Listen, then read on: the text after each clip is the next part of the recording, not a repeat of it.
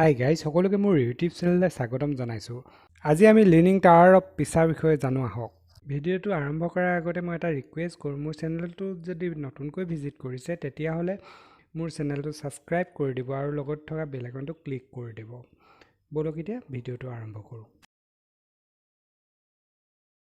Lining tower of পিছা ইটালীত অৱস্থিত।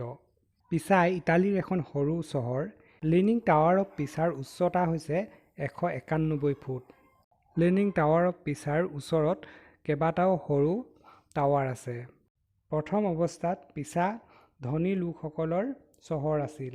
ইয়াৰ লোকসকল নাবিক আৰু ধনী বেপাৰী আছিল।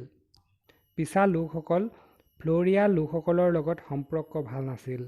পিছা লোকসকলে ফ্ল'ৰিয়া লোকসকলক নিজ দেখুৱাবৰ বাবেই লিনিং টাৱাৰ অফ পিছা নিৰ্মাণ কৰাইছিল। 1173 চনত এই টাৱাৰ নিৰ্মাণৰ কাম আৰম্ভ কৰে। নিৰ্মাণৰ 12 বছৰৰ পিছত গম পালে যে এই টাৱাৰ বেঁকাকৈ নিৰ্মাণ হৈছে। তেতিয়া ইঞ্জিনিয়াৰসকলে লগ লাগি টাৱাৰটো চিধা কৰাৰ ব্যৱস্থা কৰিছিল, কিন্তু চিধা কৰিব নোৱাৰাত এই নিৰ্মাণৰ কাম বন্ধ কৰি দিয়ে।